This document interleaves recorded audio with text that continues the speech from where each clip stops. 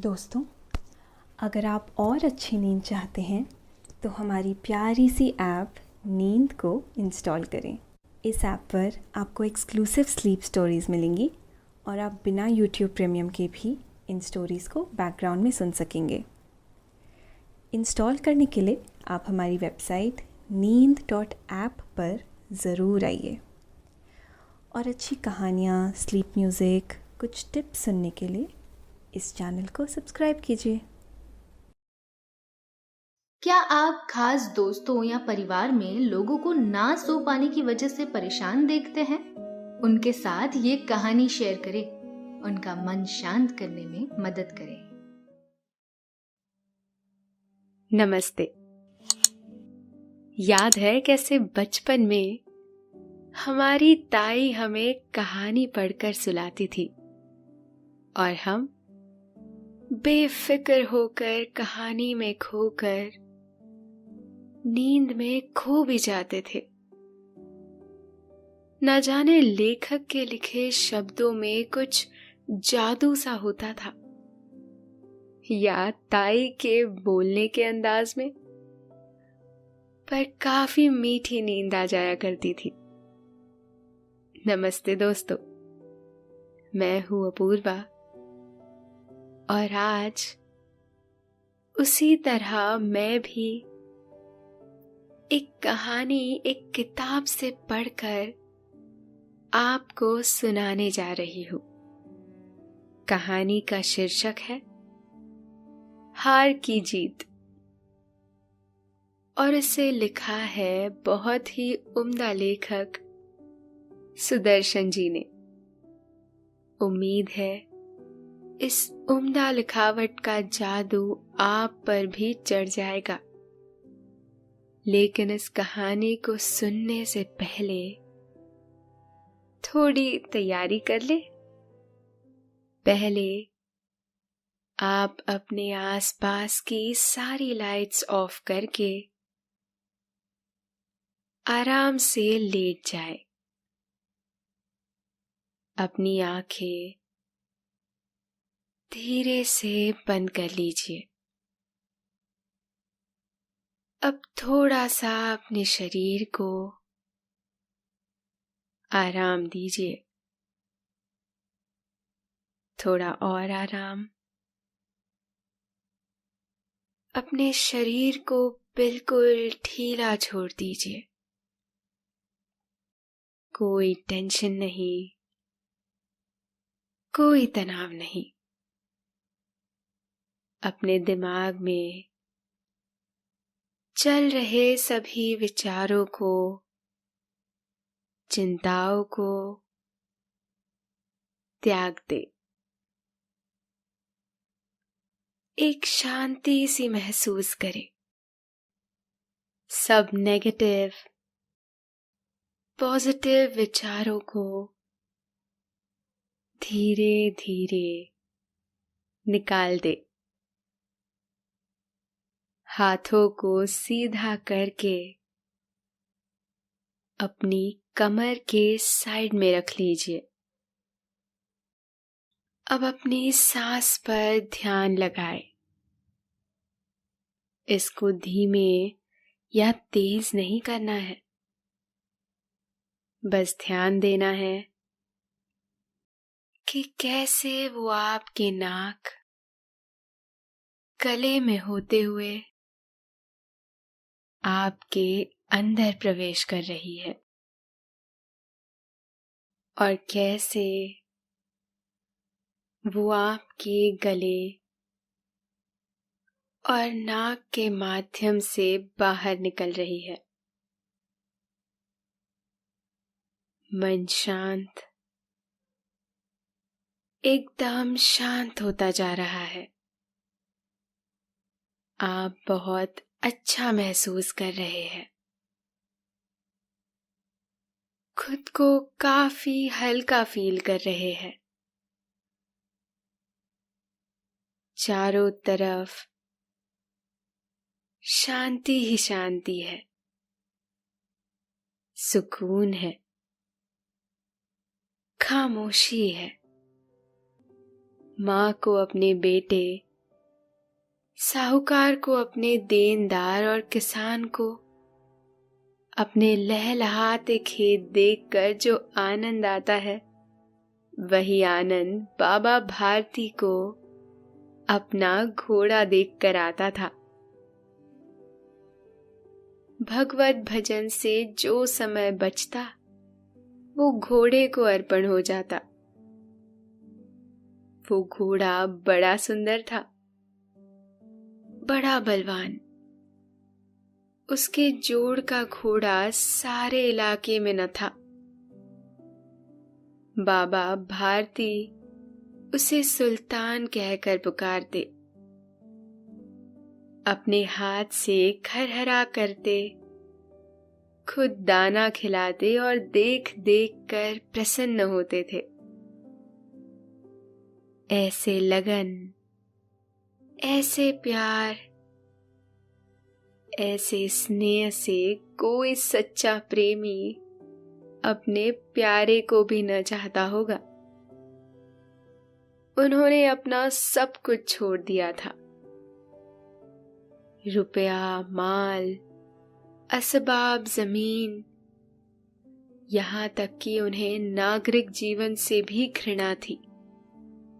अब गांव से बाहर एक छोटे से मंदिर में रहते और भगवान का भजन करते थे। परंतु सुल्तान से बिछड़ने की वेदना उनके लिए असहाय थी। मैं इसके बिना नहीं रह सकूंगा। उन्हें ऐसी भ्रांति सी हो गई थी। वे उसकी चाल पर लट्टू थे। कहते, ऐसे चलता है जैसे मोर घन घटा को देखकर नाच रहा हो। गांव के लोग इस प्रेम को देखकर चकित थे। कभी कभी कनखियों से इशारे भी करते थे, परंतु बाबा भारती को इसकी परवाह न थी। जब तक संध्या समय सुल्तान पर चढ़कर 8-10 मील का चक्कर न लगा लेते, उन्हें चैन न आता। खड़क सिंह उस इलाके का प्रसिद्ध डाकू था।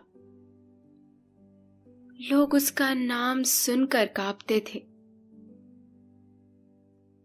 होते होते सुल्तान की कीर्ति उसके कानों तक भी पहुंची। उसका हृदय उसे देखने के लिए अधीर हो उठा। वो एक दिन दोपहर के समय बाबा भारती के पास पहुंचा और नमस्कार करके बैठ गया। बाबा भारती ने पूछा, खड़क सिंह, क्या हाल है? खड़क सिंह ने सिर झुकाकर उत्तर दिया, आपकी दया है। कहो, इधर कैसे आ गए? सुल्तान की चाह खींच लाई।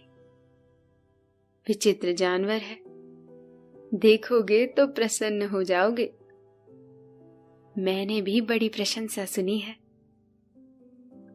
उसकी चाल तुम्हारा मन मोह लेगी। कहते हैं देखने में भी बहुत सुंदर है। क्या कहना, जो उसे एक बार देख लेता है उसके हृदय पर उसकी छवि अंकित हो जाती है। बहुत दिनों से अभिलाषा थी, आज उपस्थित हो सका हूं। बाबा और खड़क सिंह दोनों अस्तबल में पहुंचे। बाबा ने घोड़ा दिखाया घमंड से। खड़क सिंह ने घोड़ा देखा आश्चर्य से। उसने सैकड़ों घोड़े देखे थे, परंतु ऐसा बाका घोड़ा उसकी आंखों से कभी ना गुजरा था। सोचने लगा, भाग्य की बात है, ऐसा घोड़ा खड़क सिंह के पास होना चाहिए था। इस साधु को ऐसी चीजों से क्या लाभ? कुछ देर तक आश्चर्य से चुपचाप खड़ा रहा। इसके पश्चात हृदय में हलचल होने लगी। बालकों की सी अधीरता से बोला, परंतु बाबा जी, इसकी चाल न देखी तो क्या। बाबा जी भी मनुष्य ही थे। अपनी वस्तु की प्रशंसा दूसरे के मुख से सुनने के लिए उनका हृदय अधीर हो गया। घोड़े को खोलकर बाहर लाए और उसकी पीठ पर हाथ फेरने लगे। एकाएक उचक कर सवार हो गए। घोड़ा वायु वेग से उड़ने लगा। उसकी चाल देखकर, उसकी गति देखकर खड़क सिंह के हृदय पर सांप लौट गया। वो डाकू था और जो वस्तु उसे पसंद आ जाए उस पर अपनी अधिकार समझता था। उसके पास बाहुबल था और आदमी भी। दोस्तों, अब से आप आपकी मनचाही दादी और नानी की कहानियों से प्यारी नींद की कहानियां सिर्फ और सिर्फ नींद ऐप पर ही सुन पाएंगे। तो इसी तरह हमारे साथ कहानियों के जरिए जुड़े रहने के लिए आपकी अपनी नींद ऐप इंस्टॉल करें। जाते जाते उसने कहा, बाबा जी, मैं ये घोड़ा आपके पास न रहने दूंगा। बाबा भारती डर गए। अब उन्हें रात को नींद न आती थी। सारी रात अस्तबल की रखवाली में कटने लगी। प्रति क्षण खड़क सिंह का भय लगा रहता, परंतु कई मास बीत गए और वो ना आया। यहां तक कि बाबा भारती कुछ लापरवाह हो गए और इस भय को स्वप्न के भय की नाई मिथ्या समझने लगे। संध्या का समय था। बाबा भारती सुल्तान की पीठ पर सवार होकर घूमने जा रहे थे। इस समय उनकी आंखों में चमक थी, मुख पर प्रसन्नता। कभी घोड़े के शरीर को देखते, कभी उसके रंग को, और मन में फूले ना समाते थे। सहसा एक ओर से आवाज आई, ओ बाबा, इस कंगले की सुनते जाना। आवाज में करुणा थी। बाबा ने घोड़े को रोक लिया। देखा, एक अपाहिज वृक्ष की छाया में पड़ा कराह रहा था। बोले, क्यों, तुम्हें क्या कष्ट है? अपाहिज ने हाथ जोड़कर कहा, बाबा, मैं दुखियारा हूं, मुझ पर दया करो। रामावाला यहां से 3 मील है, मुझे वहां जाना है। घोड़े पर चढ़ा लो, परमात्मा भला करेगा। वहां तुम्हारा कौन है? दुर्गा दुत्त वैद्य का नाम आपने सुना होगा। मैं उनका सौतेला भाई हूं। बाबा भारती ने घोड़े से उतरकर अपाहिज को घोड़े पर सवार किया और स्वयं उसकी लगाम पकड़कर धीरे धीरे चलने लगे। सहसा उन्हें एक झटका सा लगा और लगाम हाथ से छूट गई। उनके आश्चर्य का ठिकाना न रहा जब उन्होंने देखा कि अपाहिज घोड़े की पीठ पर तन कर बैठा और घोड़े को दौड़ाए लिए जा रहा है। उनके मुख से भय, विस्मय और निराशा से मिली हुई चीख निकल गई। वो अपाहिज डाकू खड़क सिंह था। बाबा भारती कुछ देर तक चुप रहे और कुछ समय पश्चात कुछ निश्चय करके पूरे बल से चिल्लाकर बोले, जरा ठहर जाओ। खड़क सिंह ने ये आवाज सुनकर घोड़ा रोक लिया और उसकी गर्दन पर प्यार से हाथ फेरते हुए कहा, बाबा जी, ये घोड़ा अब ना दूंगा, परंतु एक बात सुनते जाओ। खड़क सिंह ठहर गया। बाबा भारती ने निकट जाकर उसकी ओर ऐसी आंखों से देखा जैसे बकरा कसाई की ओर देखता है और कहा, ये घोड़ा तुम्हारा हो चुका है। मैं तुमसे इसे वापस करने के लिए ना कहूंगा, परंतु खड़क सिंह केवल एक प्रार्थना करता हूं, इसे अस्वीकार न करना, नहीं तो मेरा दिल टूट जाएगा। बाबा जी, आज्ञा कीजिए, मैं आपका दास हूं, केवल ये घोड़ा ना दूंगा। अब घोड़े का नाम ना लो, मैं तुमसे इस विषय में कुछ ना कहूंगा। मेरी प्रार्थना केवल ये है कि इस घटना को किसी के सामने प्रकट ना करना। खड़क सिंह का मुंह आश्चर्य से खुला रह गया। उसका विचार था कि उसे घोड़े को लेकर यहां से भागना पड़ेगा, परंतु बाबा भारती ने स्वयं उसे कहा कि इस घटना को किसी के सामने प्रकट न करना। इससे क्या प्रयोजन सिद्ध हो सकता है? खड़क सिंह ने बहुत सोचा, बहुत सिर मारा, परंतु कुछ समझ ना सका। दोस्तों, अब से आप bedtime stories, guided meditations, relaxing music, इन सब का आनंद नींद ऐप पर ही उठा सकते हैं। हार कर उसने अपनी आंखें बाबा भारती के मुख पर गड़ा दी और पूछा, बाबा जी, इसमें आपको क्या डर है?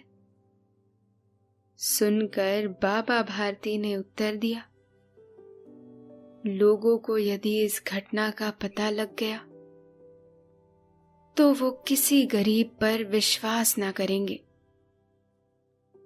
और ये कहते कहते उन्होंने सुल्तान की ओर से इस तरह से मुंह मोड़ लिया जैसे उनका उससे कभी कोई संबंध ही ना रहा हो।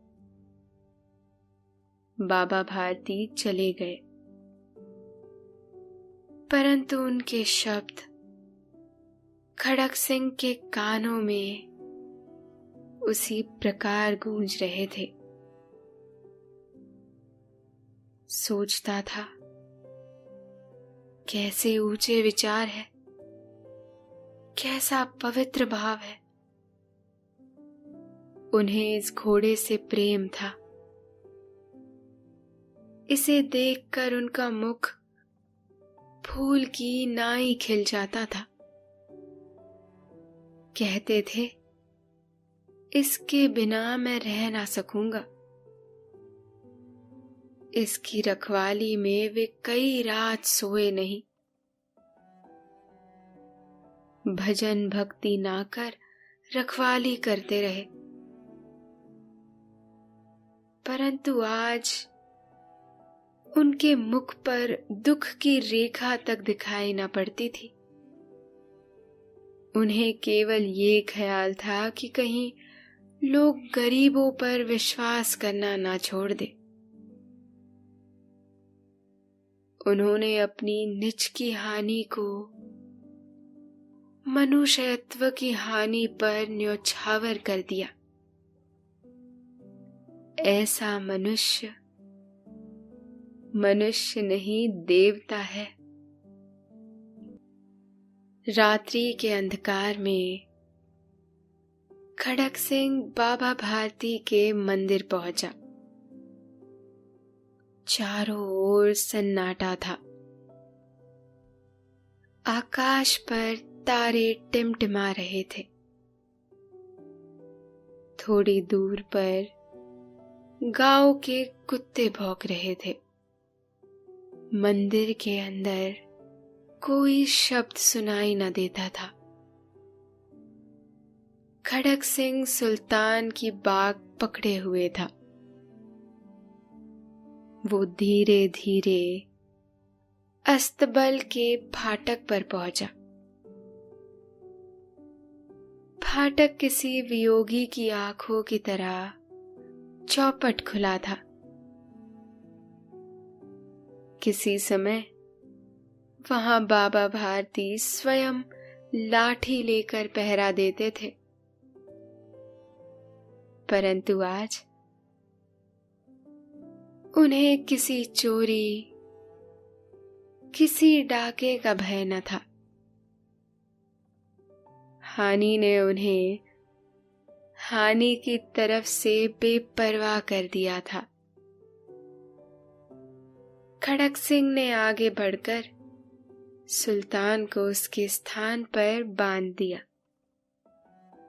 और बाहर निकलकर सावधानी से फाटक बंद कर दिया।